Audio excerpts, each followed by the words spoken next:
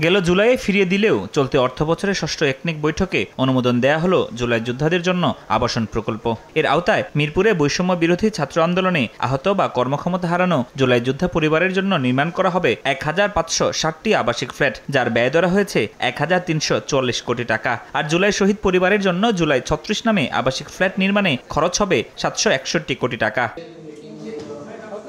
একনেক সভা শেষে দুপুরে এনইসি কক্ষে আয়োজিত সংবাদ সম্মেলনে একথা জানান পরিকল্পনা উপদেষ্টা। কর্মক্ষমতা হারানো জুলাই যোদ্ধা পরিবারের স্থায়ী বাসস্থান প্রদানের নিমিত্ত ফ্ল্যাট নির্মাণ, শহীদ পরিবারের স্থায়ী বাসস্থান প্রদানের নিমিত্ত ৩৬ জুলাই নামের আবাসিক ফ্ল্যাট নির্মাণ। অনুমোদন দেয়া প্রকল্পগুলোর মধ্যে জলবায়ু ও স্বাস্থ্য বিষয়ক প্রকল্প সবচেয়ে বড়। ব্যয় ধরা হয়েছে 4062 কোটি টাকা। সোনাগাজীতে 22 মেগাওয়াট সৌর বিদ্যুৎ কেন্দ্র নির্মাণে ব্যয় ধরা হয়েছে 1888 কোটি টাকা। এছাড়া 700 কোটি টাকা ব্যয় কমিয়ে মেট্রো রেলের মতিঝিল কমলাপুর অংশের মেয়াদ বাড়ানোরও অনুমোদন দেয়া হয়েছে। উপদেষ্টা জানান, নির্বাচন যত ঘনিয়ে আসছে প্রকল্প অনুমোদনের সুপারিশ তত বাড়ছে। মতিঝিল থেকে কমলাপুর এইটুকু অংশ এখনো চলমান আছে। খরচগুলো মূল্যায়ন করে দেখেছি, নেগোশিয়েট করেছি, 700 কোটি টাকা কমিয়ে আনা সম্ভব হয়েছে। নির্বাচনী সময় যখন যত কাছে আসছে তখন কিন্তু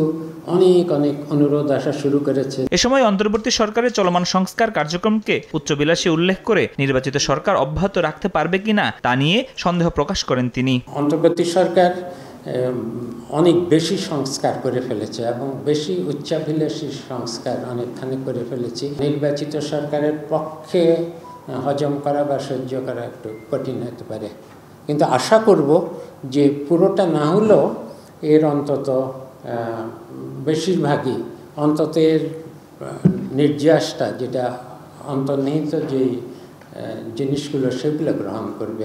অন্তর্বর্তী সরকারের 17তম একনেকে 15,383 কোটি 51 লাখ টাকা ব্যয়ে 17টি প্রকল্প অনুমোদন দেয়া হয়েছে। মোট ব্যয়ের মধ্যে সরকারি অর্থায়ন 9,451 কোটি 84 লাখ টাকা, প্রকল্প ঋণ থেকে আসবে 5,609 কোটি 70 লাখ টাকা, আর সংস্থার নিজস্ব অর্থায়নে ব্যয় হবে 379 কোটি 31 লাখ টাকা।